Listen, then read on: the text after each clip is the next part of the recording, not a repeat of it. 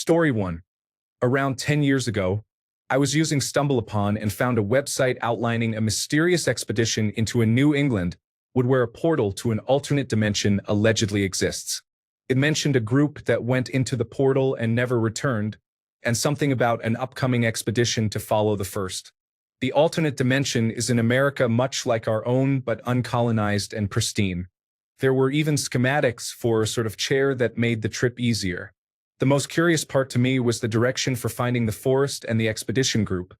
Something to the effect of, if you found this website, you have either been searching for us for a long time or you are meant to find us according to the will of the universe.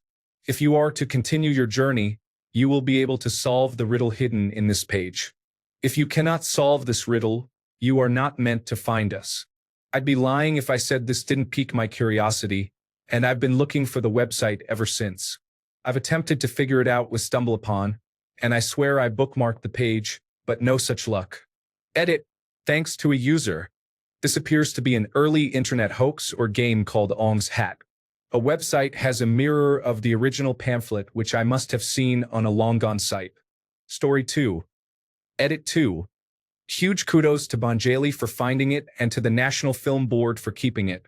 This one comes from my mom, a Canadian or American, based in Ontario, so we got Northeastern United States channels, anti-smoking cartoon from the 70s or 80s, where a guy is smoking and says, "I should quit. This will be my last cigarette if I see a woman in a fur coat." And one immediately walks by. So he says, "Wearing green shoes." And one does, and then walking a dog on a diamond leash. Actually, it was a tiger. And then when a woman in a fur coat wearing green shoes walking a tiger on a diamond leash walks by, he crushes his cigarette up, and the tagline goes, "What will it take for you to quit? Been looking for it for ages and haven't been able to find it yet." Edit. Put in proper sequence and clarified that it could have been on Canadian or American television, based in Ontario. Story 3. The night that Tony Hawk did the first 900 back at the 1999 X Games, they played a music video-like thing with Feeder's The Perfect Day, showing all his misses and then finally the hit. It basically doesn't exist, and it bothers me. Story 4. A quote from a book about how to get a friend out of an abusive relationship. Question. My friend is in an abusive relationship, but she won't allow us to help her leave it. How do we safely get her out? Answer: you don't. You need to offer her the opposite of what her abuser is, choices. Allow her to socialize with whom she wishes, even her abuser, because he is probably isolating her. Forgive her for being indecisive because he may not be. Allow her to choose for herself even if you disagree with the choice because that's the opposite of what he is doing. She has to decide to leave by herself. Story 5. This old French website hosted pixel clip art versions of Disney characters. Because the outlines were single pixels wide and there was no compression, I could save them and recolor or edit them in Microsoft Paint easily. I basically made a whole drag-and-drop dress-up game in Paint using their Tinkerbell and Jasmine. I don't have much use for it these days, but I look for it occasionally just for nostalgia purposes. The last time I used that site, I must have been about 12. It's been well over a decade. Story 6. An antique Roadshow episode where the appraiser asked the owner if they had cleaned a priceless Milanese helm. They responded, "I hit it with a little lemon pledge," and the appraiser visibly shivers. Story 7. There was a quote that I read on the title of a post that went something like, "Just because you've gone down 90% doesn't mean you can't go down another 90%. It's related to the stock market and can also apply to life." I've wanted to find out who said that for the longest time. Story 8. An electronic copy of the Machine Gun Dealer's Bible, which I bet a coworker years ago I could find. In an effort to prevent myself from owing him $5, I am still looking for it. Story 9. In 2003, there was a commercial for E-Trade where a CEO retires and hands the company over to his stoner brother grandson, whose entire press conference is him saying, "I'm so stoked." Everyone dumps the stock immediately, and the ad was about how quickly you could trade using E-Trade. My family loved that commercial to the point where we had shirts made that said, "I'm so stoked." I have looked through a lot of commercial compilations on YouTube, but I have still never found that ad. Story 10. Around 1999, I had borrowed a digital camera from school and took a lot of pictures of friends and things. It was back when people really didn't carry around cameras except for special activities. I remember uploading them to my brother's university Unix shell account to share with some people, but when he graduated and that account closed, I lost access and didn't have any backups. Really wish I still had those photos. Nobody has them. Story 11. I spent about 10 years searching for a woman I went to university with. I lived with her for 2 years and we were good friends. She was just not very good at being reachable. She was the sort of person who loses her phone every few months, so she just got a new one with a new number. Anyway, she had zero web presence, so she was practically impossible to track down. I figured maybe one day she would make herself known. Well, one day she did. Turns out she got married, had a young child, and lived about 3 hours away. We spoke on Facebook for quite a while, and I thought I'd see if she wanted to meet up sometime. And then she died. It turns out she just made a Facebook profile to contact her old friends one last time and see how they were doing. She never even told me she was ill. Sometimes, she appears in my dreams and we have a chat there. Story 12. I tried to find the browser games I played when I was a kid. Some of them no longer exist. Story 13. A Reddit comment described a person who didn't know they had schizophrenia until they moved. In their apartment, they had a noisy neighbor, a radio that kept playing in another unit, and could hear their upstairs neighbor constantly walking across the floor. However, when they moved to a standalone house, they could still hear all the noises from the apartment. I remember the phrase insidious schizophrenia in there somewhere. Very haunting and well written, but I haven't been able to find it again. Story 14. This video I found on Vimeo shows these guys working at a bomb shipping facility. Apparently, a customer requested a video of the process of assembling their new order for shipping. These two guys created a great video with them dancing to Maniac by Michael Cimbello throughout it. I'd love for anyone who can find what I'm talking about. Story 15. An American movie I saw as a kid about a girl in the country and her cousin, a guy who was in a wheelchair and refused to go out. It might have been from the 1990s, maybe the 1980s. There were lots of golden hour scenes and bright photography. Edit. It was primo baby. Thank you. Informal wish. Story 16. All through school, they taught us you can never truly delete anything online, and even if you delete it, someone can still find it. While this may be true if you seriously anger a master computer hacker, for the average person, this claim is completely false. I went on a few dates with a girl a few summers ago, and I really liked her. All of a sudden, though, she just vanished. Her Snapchat was deactivated. She completely disappeared off Facebook and Instagram. Everything. I tried texting her a couple of times, but she never responded. I got a little worried because she's not the type of girl to ghost like that, and she struggles with suicidal thoughts and mental health issues, so you can see why this might be concerning. Since she wasn't responding and I didn't really know any of her friends to ask about her, I went full social media investigative mode to try and at least find out what happened to her. I figured if she had harmed herself, there would be something online about it. Well, I didn't find anything, literally no evidence that this girl even existed besides a picture of her on her brother's Facebook page. I didn't even know she had a brother. He was just the only person that appeared when you searched her name on Facebook. Googling her name also yielded no results. Since I could literally find nothing about her online, I figured she had just blocked me for some reason and eventually gave up. I tried searching her on Facebook a couple of times over the next year or so, but nothing ever came up.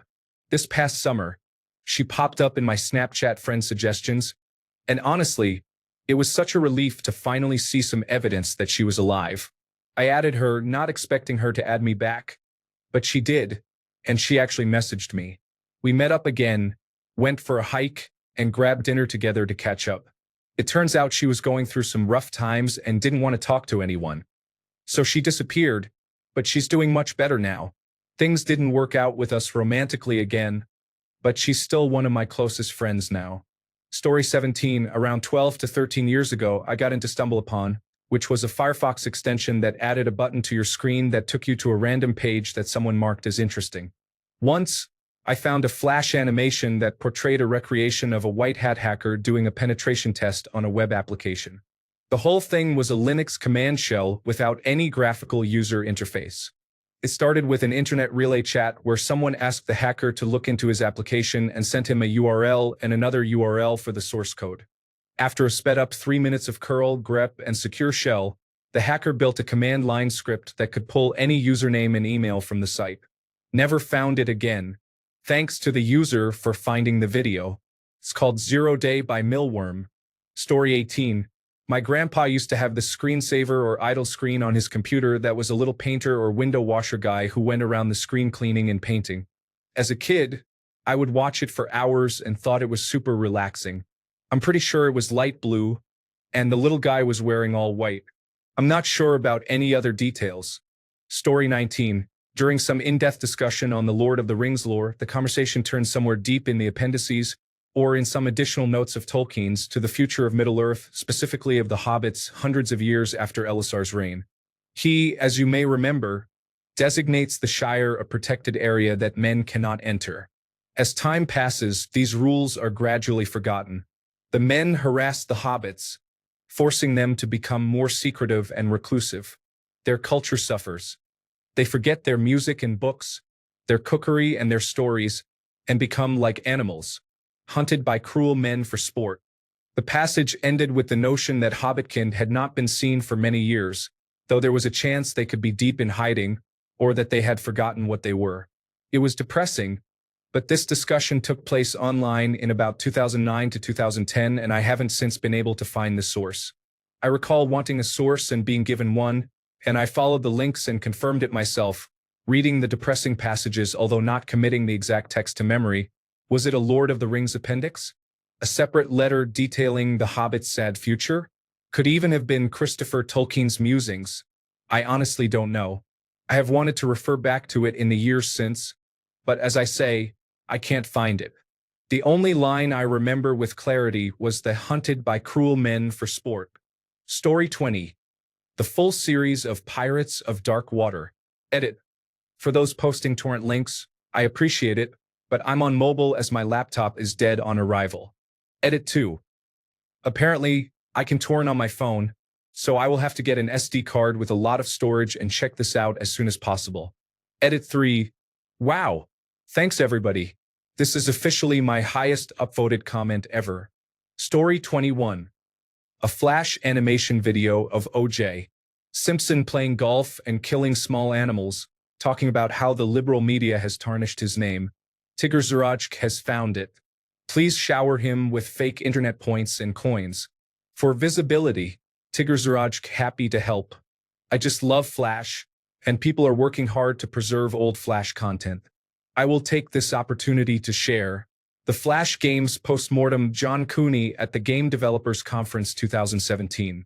If you care about preserving Flash content, you can support Ruffle, an open-source Flash player emulator, which Newgrounds will soon use to allow playing old Flash games in the browser without Flash Player.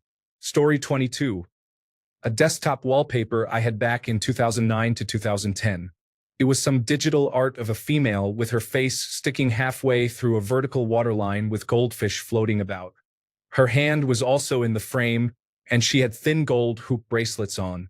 It was such a dreamy piece of art. I miss it. Story 23.